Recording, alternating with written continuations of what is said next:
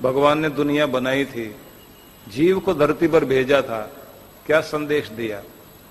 कहा 100 साल तक जीना है, सैकड़ों तरह के काम करने हैं, 25 साल तो तुम्हें सिर्फ तैयारी में लगेंगे।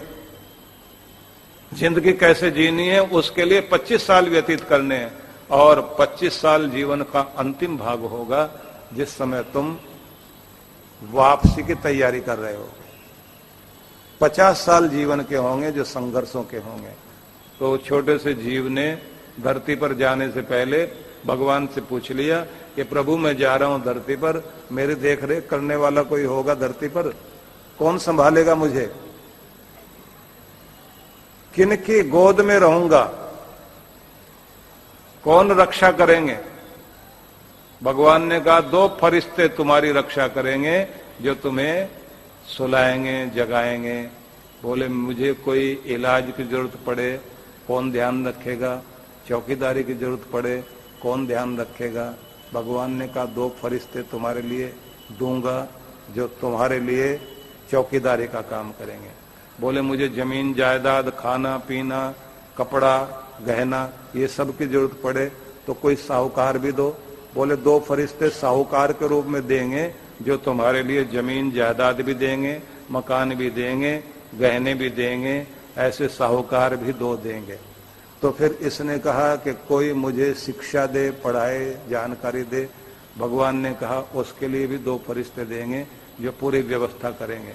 ये बोलता चला गया, भगवान बोलते चले गए, 2 फरिश्ते देंगे, 2 फरिश्ते देंगे। आखिर में इसने कहा कि ये सारे फरिश्ते मिलाकर 2000 हो गए।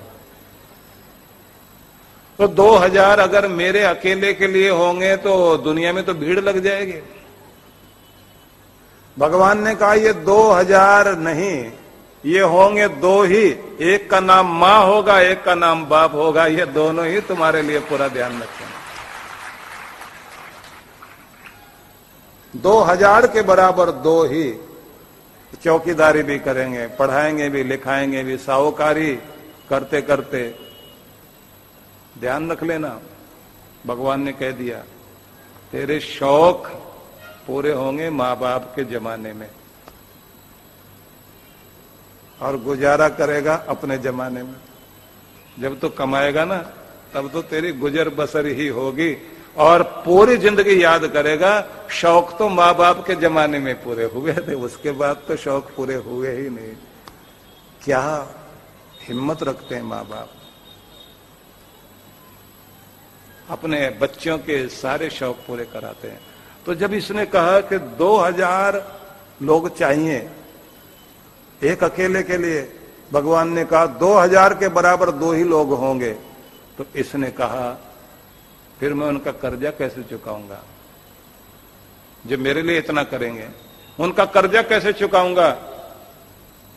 भगवान ने कहा बस एक बात का ध्यान रखना, उनकी आंख में कभी तेरे कारण आंसू नहीं आने चाहिए, इस बात का ध्यान रख लेना। क्योंकि मैं सब कुछ बर्दाश्त कर सकता हूं, लेकिन बूढ़े माँ बाप की आंख में बच्चों के कारण आंसू आए तो भगवान कहते हैं वो मेरे से बर्दाश्त नहीं होता।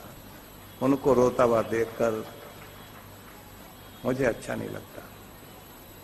जो अपने माँ बाप को रुलाते हैं ना, उन्हें तड़पाते हैं, अभागे होते हैं वो बच्चे। इसने कहा कर्जा चुकाने का तरीका भी तो बताओ भगवान। भगवान ने कहा एक दिन तुम्हें भी फरिश्ता बना दूंगा, जब तेरे बच्चे पैदा होंगे उस दिन तू माँ बाप बनेगा तो भी ऐसा फरिश्ता बन जाएगा, और इसी तरह जैसे तेरे माँ बाप ने किया तो भी अपने बच्चों के लिए करेगा। बस यही है कर्जा चुकाने का तरीका।